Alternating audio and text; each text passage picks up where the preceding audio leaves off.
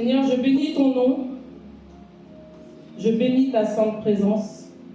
Parce que là où 2 ou 3 sont rassemblés, tu es automatiquement là. Et oui, Seigneur, nous t'élevons. Oui, Seigneur, nous t'honorons. Nous honorons ta sainte présence. Sois à l'aise parmi nous. Puisses-tu parler à nos cœurs. Puisses-tu parler aussi à ceux qui sont en ligne. Et que ta parole, Seigneur Dieu, soit propagée jusqu'aux extrémités de la terre. C'est dans le nom de Jésus-Christ que je t'ai prié. Amen. Et le titre de ce message est « Attention aux faibles commencements ». Histoire vraie. 2 jeunes, un couple de jeunes, ils s'aiment, ils sont jeunes, ils s'aiment éperdument, ils sont bons chrétiens. Mais voici que le jeune homme est étudiant, n'a pas d'argent, n'a pas encore d'argent. La fille est un peu plus aisée. Quand vient l'histoire du mariage, la famille de la fille s'oppose parce que le jeune homme ne paye pas de mine. Qu'est-ce qu'il peut apporter à leur fille? Il est pauvre. Relation coupée à cause de la famille et de la position du jeune homme. Des années passent. Voici que le jeune homme qui était étudiant devient directeur. Et qui se rencontre, il rencontre la jeune fille. La jeune fille n'est pas heureuse. Le gars, il a trouvé quelqu'un d'autre, il s'est marié. Il s'est présenté avec sa famille. Je peux vous assurer que la fille n'avait que ses yeux pour pleurer. On a méprisé sa situation parce qu'il n'avait pas d'argent à l'instant T. Mais des années plus tard, ce jeune homme-là est devenu directeur. Histoire vraie. Et quand je préparais le message, et là je ne voulais pas en parler, mais ce matin, c'est venu très fortement dans mon cœur. Il y a des jeunes hommes et des jeunes filles qui méprisent leur situation parce qu'ils sont seuls. Alors qu'est-ce qu'on fait? On va emprunter des raccourcis. Qu'est-ce qu'on fait? On va emprunter des chemins corrompus que l'Éternel ne te demande pas de prendre. Qu'est-ce que tu vas aller chercher là-bas? L'Éternel te dit, qu'y a-t-il? Qu'est-ce qu'il y a de commun entre la lumière et les ténèbres? Qu'est-ce qu'il y a? Non, je suis célibataire, mes copains, mes copines sont tous en couple. Je vais aller dans une voie que l'Éternel ne m'a pas demandé et après je vais demander à Dieu de toucher le cœur d'eux. Est-ce que Dieu t'a dit de faire ça? Patiente. Moi, j'ai bien aimé l'attitude d'une jeune fille dans l'église, pour ne pas la nommer. Elle est venue me voir et elle m'a dit, voilà, je suis amoureuse d'un musulman. On s'aime. Ah, j'ai dit, qu'est-ce que dit la Bible? Après, Dieu est Dieu, hein, mais qu'est-ce que dit la Bible?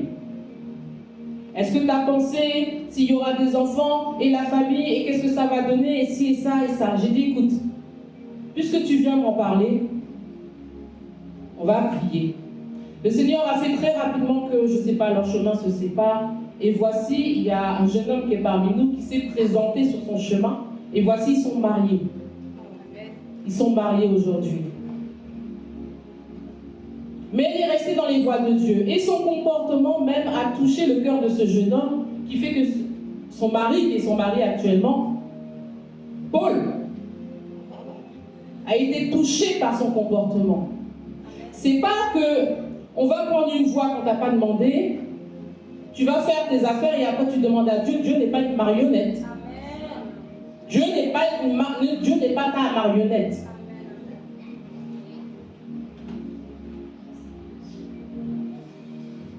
On se rencontre, d'accord, mais ton comportement reste digne. Ton comportement reste digne de la parole de Dieu. À telle enseigne que Paul qui est là a été touché par le comportement de notre jeune sœur. Il a été touché. Il voulait connaître ce Jésus-là qui touche autant celle qu'il aime. Tu ne vas pas faire ton chemin et puis une fois que tu as fait tes affaires, Dieu, fais. Qu'est-ce que tu vas chercher là-bas? Patiente. Vous savez, la patience, c'est un fruit du Saint-Esprit qu'on n'aime pas prendre. Hein. On n'aime pas acheter ce fruit. Hein. Et on n'aime pas le manger. Hein. On n'aime pas. On n'aime pas prendre le fruit qui s'appelle patience. Il y a des fruits qui s'appellent banane. Mais spirituellement, il y a un fruit qui s'appelle patience. Il est dur à manger, hein, ce fruit. Vous savez, histoire vraie, attention au faible commencement. Histoire vraie, je la connais. Dans l'église avant où j'allais, il y a une jeune fille qui servait dans la louange, mais qui n'avait pas de petits copains. Et tout le monde autour d'elle se fiançait, se mariait. Elle allait chanter dans les mariages des uns et des autres, ses copines avec des copains, tout ça, mais pas elle. Sa sœur même se rencontre quelqu'un, se marie, pas elle. Et elle est vierge.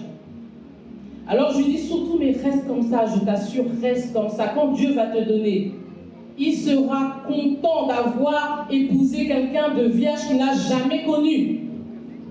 Reste. S'il te plaît, reste comme ça, c'est tellement rare.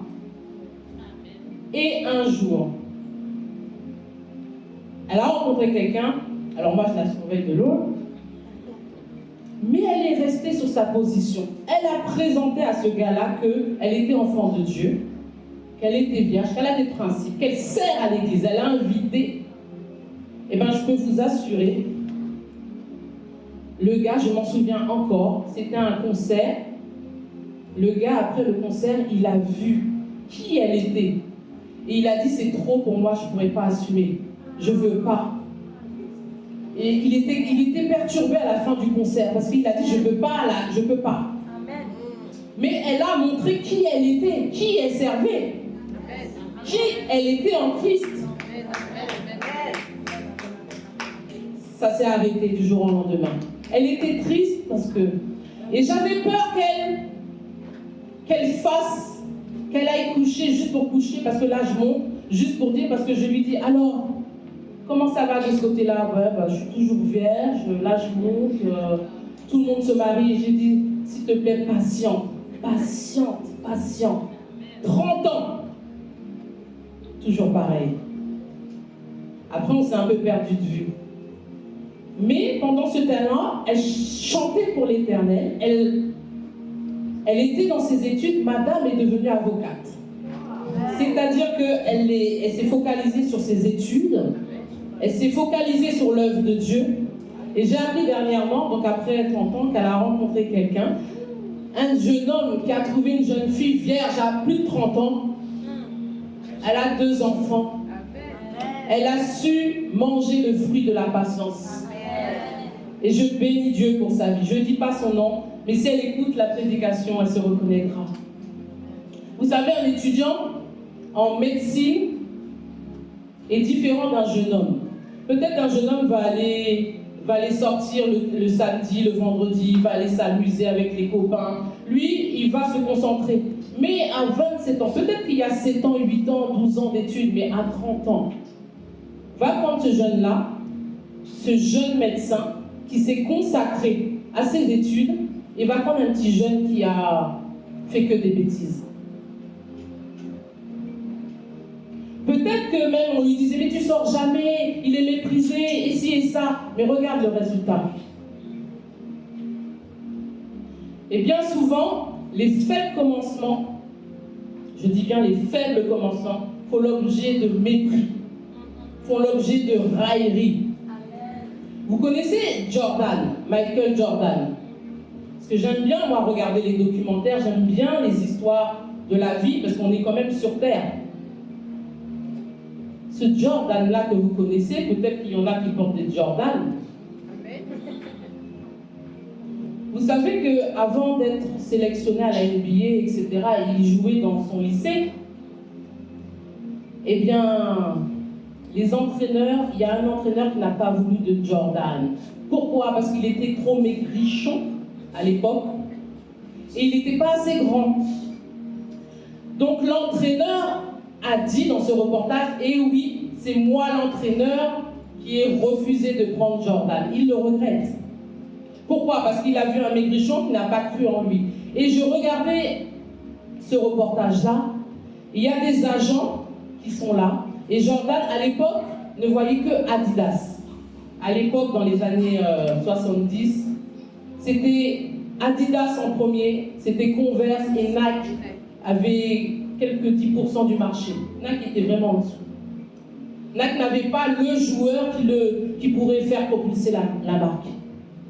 Et il y a un agent, à force de regarder les matchs, de regarder à la télé, il a observé ce Jordan-là que tout le monde refusait parce qu'il était trop maigre et pas assez grand.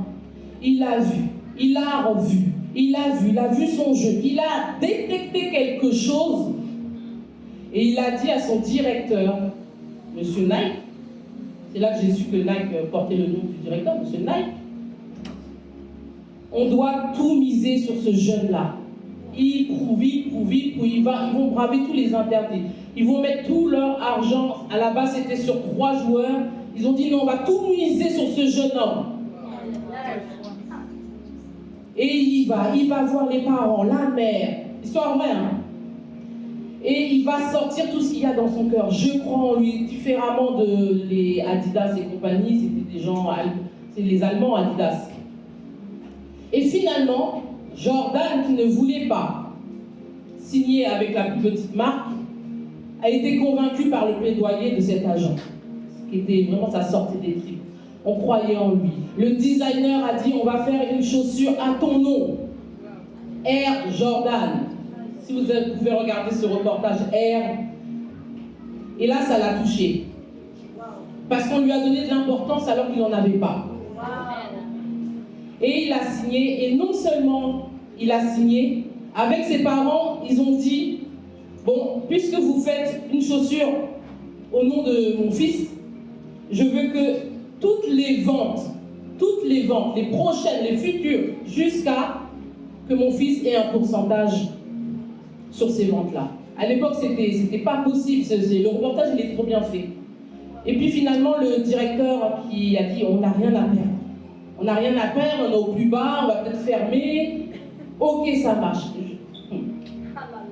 Aujourd'hui, là, Jordan touche des revenus passifs de plus de 200 milliards de dollars. Ce jeune homme-là qu'on a méprisé, qu'on ne voulait pas. Ce jeune homme-là, peut-être que toi, on te méprise. Peut-être. Mais quand Dieu te voit, il voit quelque chose d'autre que l'homme ne voit pas. Amen. Cet entraîneur a dit, eh ouais, c'est moi, il se grattait la tête, c'est moi qui ai dit non à Jordan.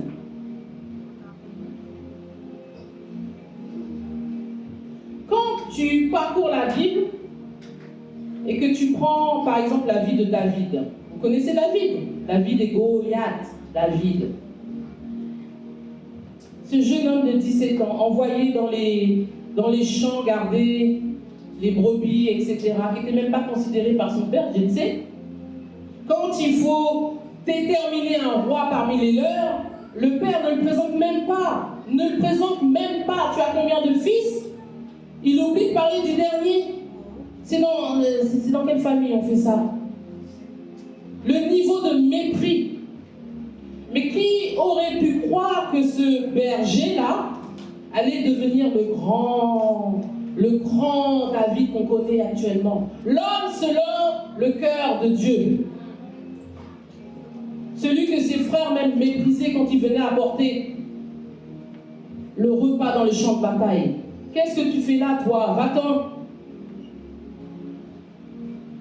Si on prend Joseph, qui a été méprisé par ses frères, jeté dans un trou, vendu comme esclave, qui aurait pu croire que cet esclave-là devienne le premier gouverneur d'Égypte? Qui? Même pas ses frères auraient pu croire ça.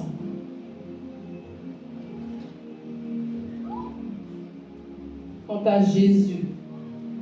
On nous parle d'un sauveur de l'humanité qui n'est... Il n'y a pas de place pour lui pour la maternité. Donc, pas de place pour le sauveur de l'humanité, aucune place, aucun hôtel. Il va donc dans une étable, on le met dans une paille, tel un animal. Le sauveur de l'humanité. C'est-à-dire que quand tu passes dans le monde invisible, ton passeport, quiconque croit en lui, ne périra point mais sera sauvé. Et né dans une étable. On aurait pu mépriser le roi, le sauveur, né dans une étable. Le roi, on parle d'un roi. Vous savez, Dieu n'agit pas dans la précipitation. Jamais. Que ce soit David, Joseph, il passe toujours par un temps qu'on appelle un temps de formation, un temps de désert, avant d'être élevé. Un temps d'apprentissage. David, on le voit, on dit qu'il est roi, mais il est wanted par Saül. Il fuit dans le désert. C'est quel roi? Mais c'est pendant toute cette période-là que Dieu l'a formé. Avant même qu'on le oint, Dieu déjà le formait déjà à être roi. Et pourtant, il était méprisé. Est-ce que je parle à quelqu'un? Luc. Celui qui est fidèle dans les moindres choses l'est aussi dans les grandes. Et celui qui est injuste dans les moindres choses l'est aussi dans les grandes. Vous prenez Joseph. Joseph avait la capacité de gouverner, d'entreprendre les choses, de gérer les choses. En étant esclave, il a fait ce qu'il savait faire de mieux. Mais toujours en représentant son Dieu, en étant dans la misère, en étant dans le mépris. Toi qui traverses une période où c'est long pour toi, la chose n'arrive pas, je te parle, ce message est fait pour toi là, ce matin. Sers ton Dieu, quel que soit ton travail, à ton église, dans ta maison. Peut-être que tu n'as pas la maison encore de tes rêves, tu es dans un studio, tu es dans un appartement. Prends soin de ta maison maintenant. La tâche que tu dois faire à l'église, fais-la correctement. Celui qui est fidèle. Vous savez, on a chanté fidèle, fidèle, fidèle, fidèle et Dieu, mais toi, est-ce que tu es fidèle? Est-ce que tu es fidèle dans ce que Dieu t'a donné, de ce que Dieu t'a dit de faire? Est-ce que tu es fidèle dans les dîmes? Est-ce que tu es fidèle dans l'œuvre à laquelle Dieu t'a appelé? Souvent, on veut faire comme, on veut faire comme, on veut ressembler, on veut copier. Mais passe aussi par le désert par lequel ces gens-là sont passés.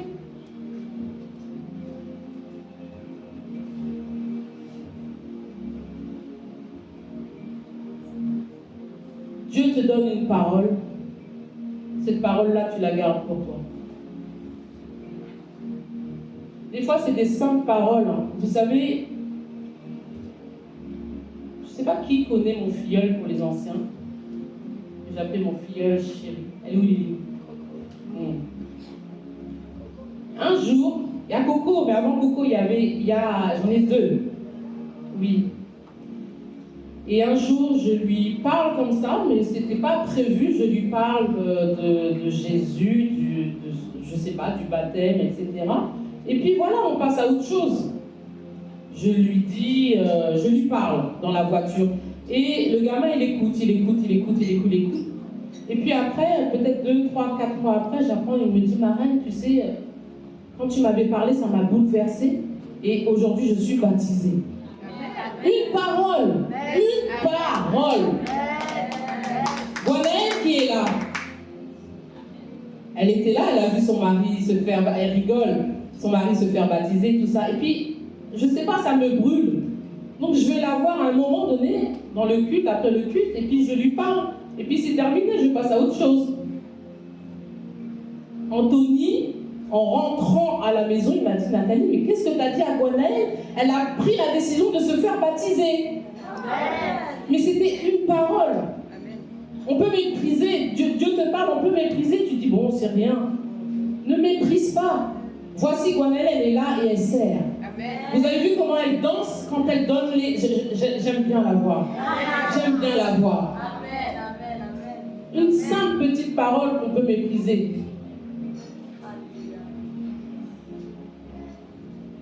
Et quand tu sais que Dieu s'appelle la parole, tu peux prendre ceci, on connaît très bien dans Jean.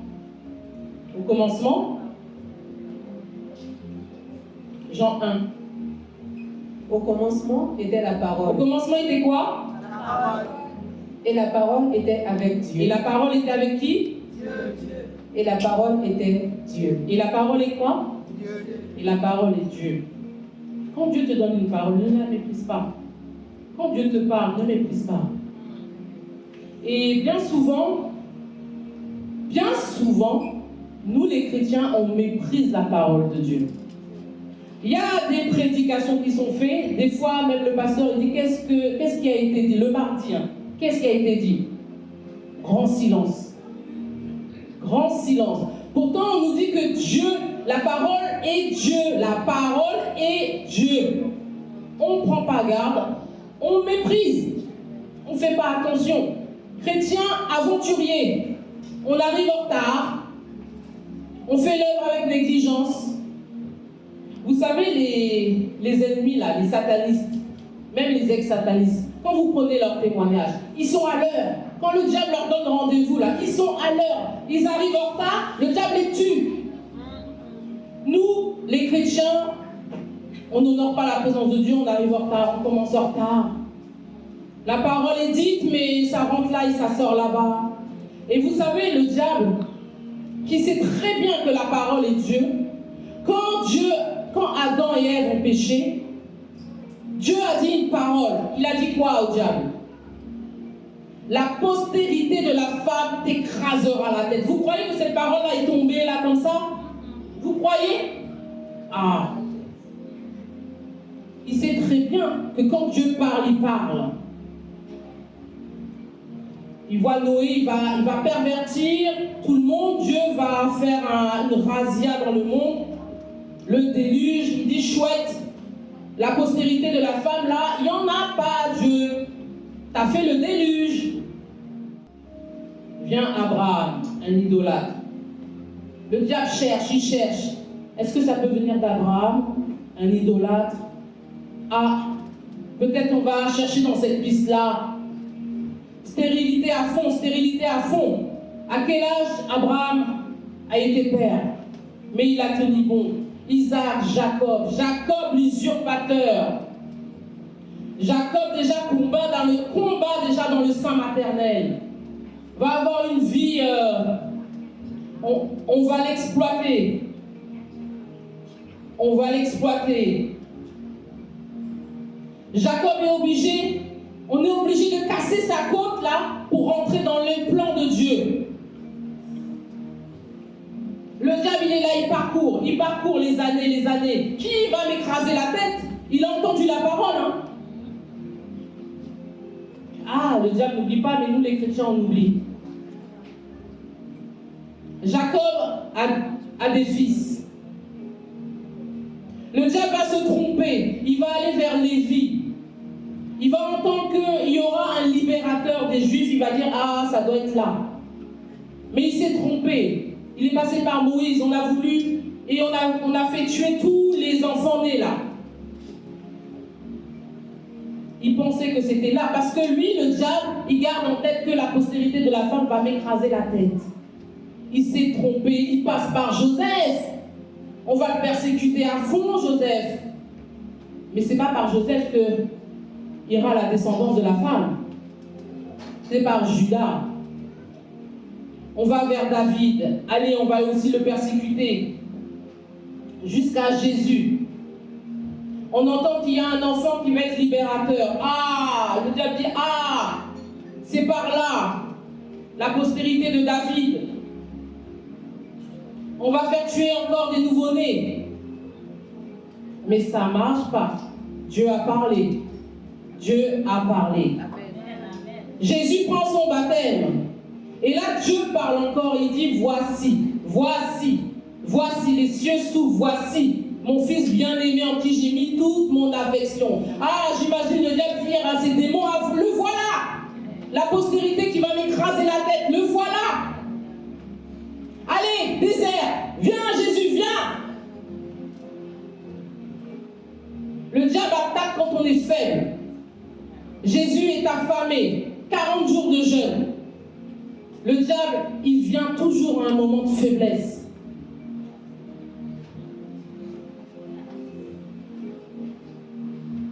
Mais Jésus va lui écraser la tête. Amen. Amen. Tout ça pour dire que la parole de Dieu est la parole de Dieu. Est-ce qu'on la respecte? Le diable, lui, va chercher. Dieu a parlé une seule fois. C'est quoi le titre du message? Attention, ne méprise pas les faibles commencements.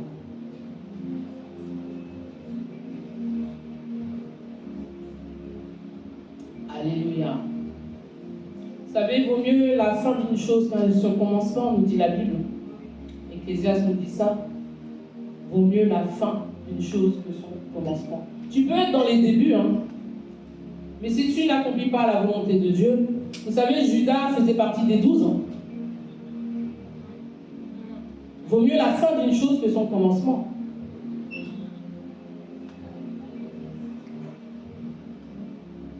Et quand tu sais que Dieu s'appelle, Dieu a plusieurs noms, mais il s'appelle Alpha, il s'appelle Oméga, n'est-ce pas? C'est lui qui fait toutes choses. C'est lui qui fait toutes choses.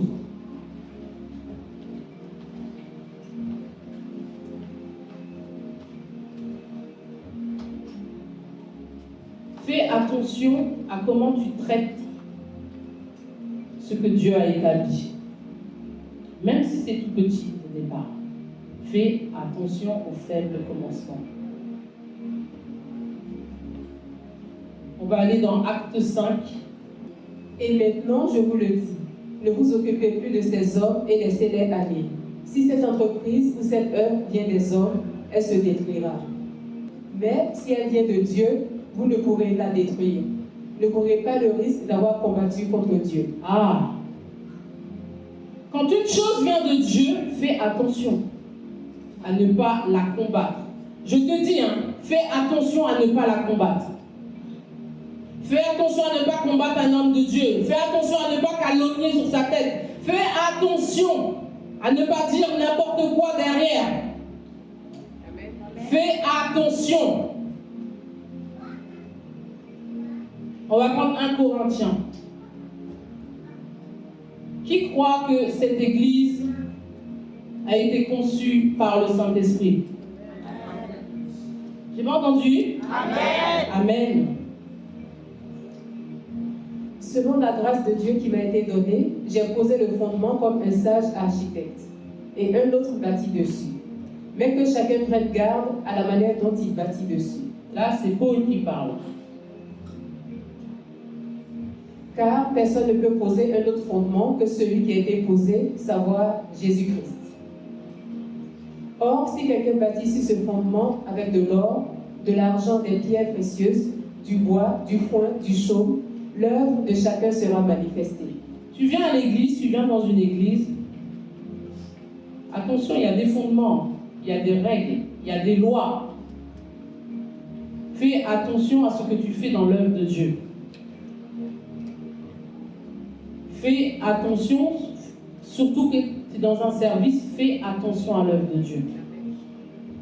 Car le jour la fera connaître, parce qu'elle se révélera dans le feu, et le feu éprouvera ce qu'est l'œuvre de chacun. Dans le secret. Si l'œuvre bâtie par quelqu'un sur le fondement subsiste, il recevra une récompense.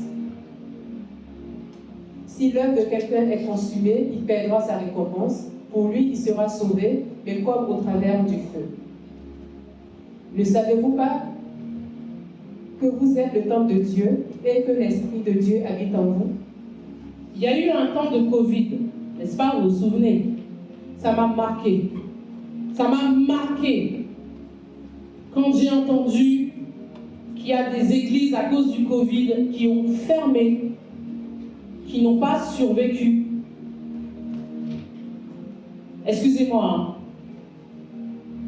Quand j'entends ça et que je vois que nous sommes toujours debout pendant le Covid, après le Covid, comment ne pas dire que Dieu n'est pas dans cette affaire-là? Comment ne pas dire que Dieu n'est pas dans le tuec? Comment ne pas dire? Il y a des églises, s'il vous plaît, qui ont fermé. Toi qui marches dans cette église-là, ne laisse personne mépriser ton église. Ah oui, il n'y a pas encore d'instrument. Ça, c'est du mépris. Vous savez, pendant les 3 jours de prière, à un moment donné, j'ai prié et ça venait dans mon cœur. Oui, il n'y a pas encore d'instrument, mais quand ça va venir, déjà, c'était déjà un niveau. Déjà là, c'est déjà un niveau. Mais quand il y aura des instruments, ne méprise pas. Ne méprise pas. Ne méprise pas les hommes. Oh oui, j'ai entendu, il n'y a pas assez de monde, je préfère aller dans les grandes. Tu méprises. Tu méprises. Toi qui marches dans cette église-là, bats-toi pour elle. Fais l'œuvre avec fidélité. Commence par des petites choses. Fais-les fidèlement. Dieu va t'en donner les plus grandes. Ne vis pas trop, ne fais pas comme, ne copie pas, n'en vis pas. Chacun a sa marche avec le Seigneur. Vous faites partie de ce corps-là. Bats-toi, bats-toi, bats-toi. Ne méprisez pas les faibles commencements. Ceux qui méprisent. Allez, on va prendre Zacharie. Nous sommes au temps de la déportation. Zacharie 4. L'ange qui parlait avec moi revint et me réveilla comme un homme que l'on réveille de son sommeil. Il me dit, que vois-tu? Je répondis, je regarde et voici, il y a un chandelier tout d'or, surmonté d'un vase et portant 7 lampes, avec 7 conduits pour les lampes qui sont au sommet du chandelier. Et il y a près de lui 2 oliviers, l'un à la droite du vase et l'autre à sa gauche.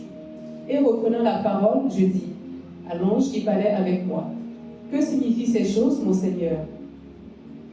L'ange qui parlait avec moi me répondit, ne sais-tu pas ce que signifient ces choses? Je dis, non, mon Seigneur. Alors il reprit et me dit, c'est ici la parole que l'Éternel adresse à Zorobabel. Ce n'est ni par la puissance, ni par la force, mais c'est par mon esprit, dit l'Éternel des armées. Attends. Là, Zorobabel qui est chargé de reconstruire est face à un découragement. Parce qu'il est même méprisé, parce qu'on dit, mais comment il va pouvoir, il veut quoi? Comment il va pouvoir reconstruire le temple et Jérusalem? Donc là, il est en train de parler avec l'ange, l'ange est en train de le fortifier. Qui es-tu, grande montagne, devant Zorobabel? Tu seras aplani. Il posera la pierre principale au milieu des acclamations.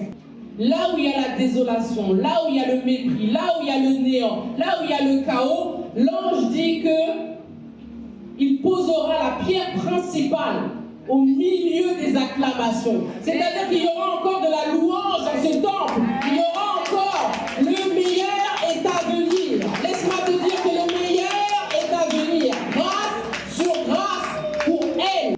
Les mains de Zorobabel ont fondé cette maison et ses mains l'achèveront. Et tu sauras que l'Éternel des armées m'a envoyé vers vous. Car ceux qui méprisaient le jour des faibles commencements se réjouiront en voyant le niveau dans la main de Zorobabel. Ces 7 sont les yeux de l'Éternel qui parcourent toute la terre. Tu sais que ce que tu fais là dans les faibles commencements, là où c'est dur, là où tu es fidèle, les yeux de l'Éternel te voient. Quand tu es fidèle dans les petites choses, il te donnera de grandes choses. On te confie un département, le département part en vrille. On te confie quelque chose, tu n'es pas sérieux dans le département. Comment tu veux que Dieu te confie quelque chose? Mais toi, dans ton cœur, tu vises déjà haut. Passe par la case départ. Passe par la case départ. Paye le prix. Paye le prix. Car ceux qui méprisaient le jour des faibles commencements, ceux qui ont méprisé cette église-là, ils seront là et ils se réjouiront avec nous en voyant le niveau de l'église, en voyant le niveau de l'église, en voyant la salle de l'église, en voyant les finances de l'église. Ah, je ne veux pas rester, il n'y a pas assez de monde. Ils seront là en train de se réjouir avec nous. Mais ceux qui sont restés fidèles, vous savez, Dieu va les honorer. J'étais en train de regarder sur internet une louange, j'aime bien la louange, dans une grande église. Il y a des chants qui viennent, qui passent, qui viennent, qui passent, qui viennent, qui passent. Mais il y en a un là, il est là depuis le début. Il est là depuis le début. C'est une grande église, hein. C'est-à-dire que cette église-là, même les grandes églises que vous voyez, a commencé petit. Amen. Là où j'étais, l'église a commencé, vous savez, où nous on a commencé dans une maison. Eux, c'est dans le garage. C'est-à-dire qu'ils n'ont même pas pris le salon. Dans le garage. Toute grande chose commence petit. Mais Dieu te dit, ne méprise pas. Fais avec la foi que tu as tout ce que l'Éternel t'a demandé de faire. Bats-toi pour ton église. Fais-le avec amour. Fais-le avec force. Dieu, car ceux qui méprisaient le jour des faibles commencements se réjouiront en voyant le niveau de la main de... Quand on voit le niveau, c'est pas le niveau, le level, hein. Comment on appelle ce corps de métier, les manuels, ils savent. Les maçons. Les maçons, c'est le niveau, ouais, bah ça. Quand le mur est bien droit, ça veut dire qu'il va l'achever, qu'il va achever le temple. Pourtant, rien n'est gagné. Rien n'est gagné. Vous prenez le service de la Sainte Seine. Aujourd'hui, là, ils sont, je crois, j'ai compté, ils sont presque 7, non? Ils sont presque 7. Avant même, j'étais toute seule. J'étais toute seule, tous les dimanches. Toute seule. Après, le Saint-Esprit m'a focalisé sur la sœur Brigitte. Brigitte était mon assistante pendant au moins 4 ans. Quand Dieu m'a dit c'est bon, je lui ai donné les clés de la Sainte Seine. Mais elle a été fidèle. Elle a été fidèle. C'est pas je veux faire ça, je veux. Vous savez, les jeunes là, les jeunes lions là, ils veulent toujours faire. Je veux encourager quelqu'un ce matin. Même si c'est difficile, n'abandonne pas. Je vais vous donner un exemple de la vie de tous les jours. Vous connaissez Apple, la marque Apple. Vous la connaissez qui a un iPhone là? Ok, on connaît tous. Alors j'ai pris des notes parce que j'aime bien me faire des comparaisons avec la vie aussi. Apple est né par 3 personnes, 3 fondateurs. Il y a Steve Jobs, pour votre culture générale, Steve Wozniak et Ronald Wayne. Ronald Wayne, 3 fondateurs. Le 1er avril 1976, ça veut dire qu'il y a 49 ans, Apple naissait. Les 2 Steve ont 20 ans. Le Ronald a 40 ans. Ok.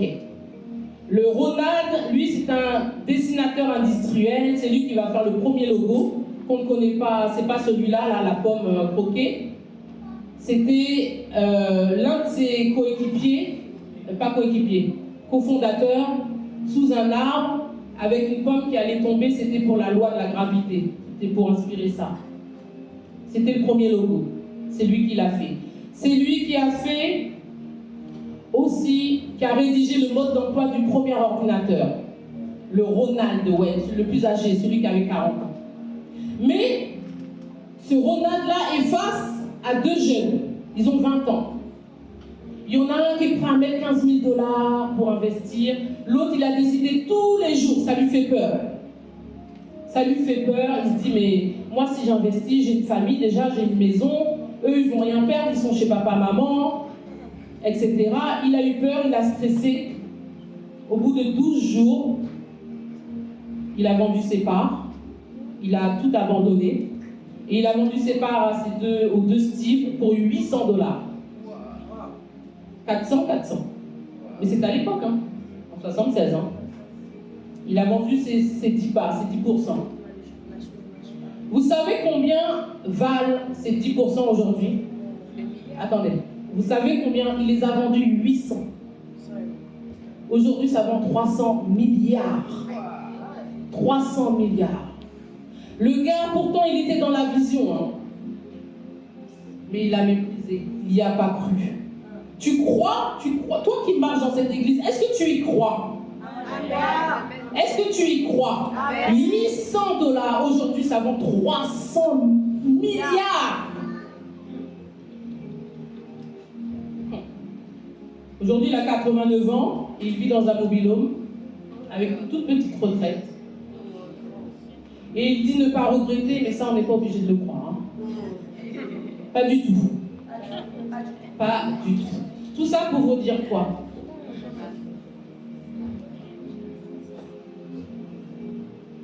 Faites attention au commencement. C'est pas parce qu'un jeune homme est comme ça actuellement. Il y a aussi l'histoire d'un comptable. Il est comptable, il a fait des études, il est comptable. Il est comptable. Il ne trouve pas.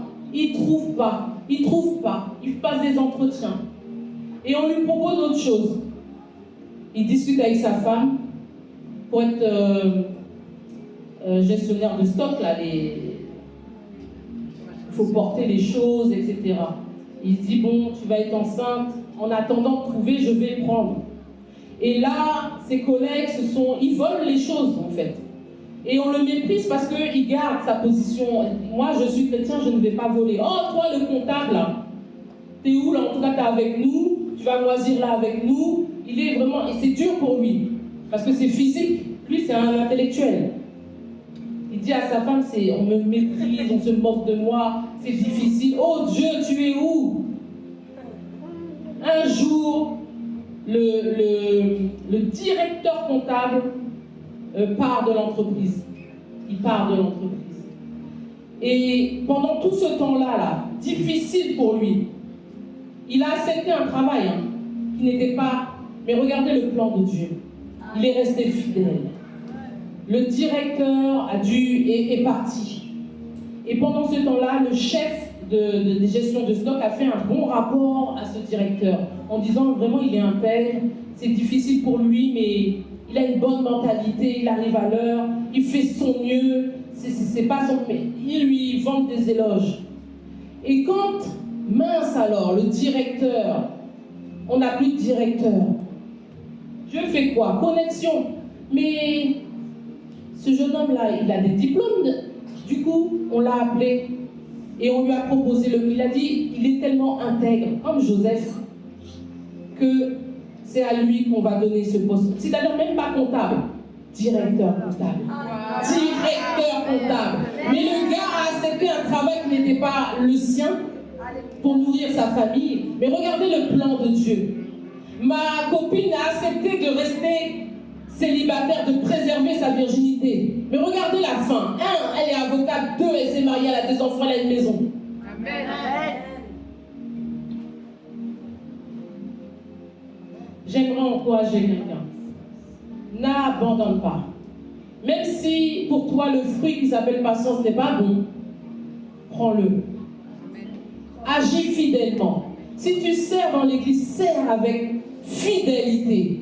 Fidèle, fidèle, fidèle, fidèle est notre Dieu. Mais j'aimerais bien que les anges disent fidèle, fidèle, fidèle est Brigitte. Amen. Oui. Amen, amen, amen. N'abandonne pas. Ne te méprise pas toi-même. Ne te méprise pas toi-même. Tu as un talent. Pourquoi tu le gardes? Viens nous voir. Tu as un talent. Mets ta main, contribue à l'histoire de Dieu dans l'éternité. Amen. Ne te néglige pas. Parce que on a dit, tu es ami de Dieu. Eh bien, tu es le choix de Dieu. David était le choix de Dieu, mais sache que tu es le choix de Dieu. Tu n'es pas là par hasard.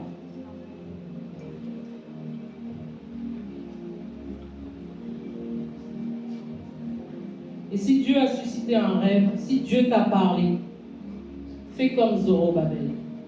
Si tu es face à un découragement, va dans la présence de Dieu. Dieu va te réconforter parce que Dieu est toujours derrière sa parole. Il est toujours. S'il a parlé, il a parlé. Rappelez-vous que le diable, lui, une parole suffit. Hein. Une parole suffit. Ne méprise pas les faibles commencements. Tu es à l'école, tu as envie d'abandonner, va jusqu'au bout de tes études. Tu as des valeurs, va jusqu'au bout de tes valeurs.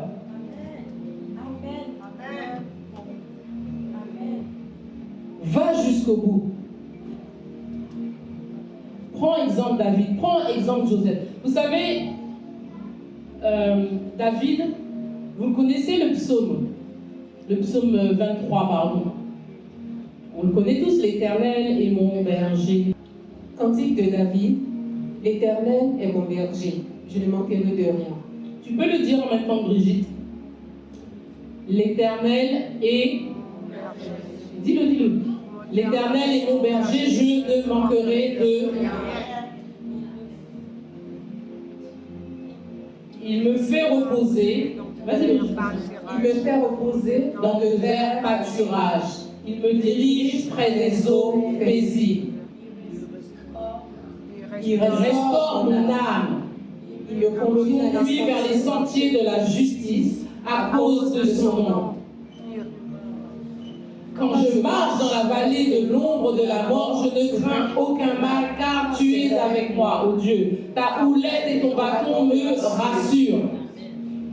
Tu dresses devant moi une table en face de mes adversaires. Vas-y, hein. Tu oins d'huile ma tête et ma coupe déborde. Ok, on le connaît. Va au verset 22.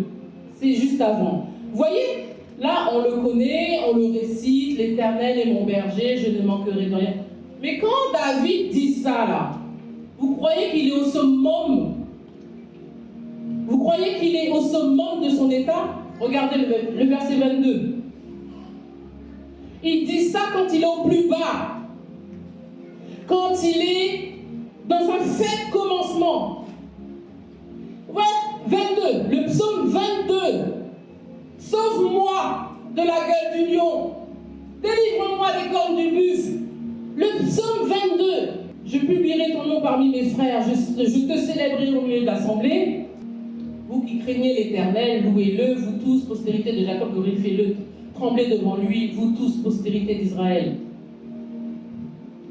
Car il n'a ni mépris ni dédain pour les peines du misérable.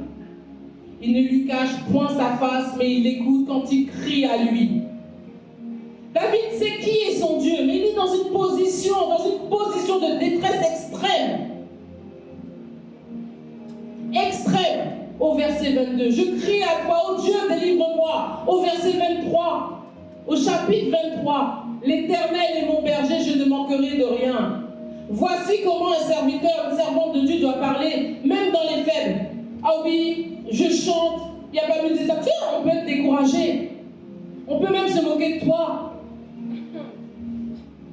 Ah oui, oh, je me vois déjà, ou même prêcher ou chanter devant une foule, où je me vois, regarde. Des fois, ça peut être frustrant. Serre-le. Parce que tu ne sais pas ce que sera demain. Tu ne sais pas ce que sera demain.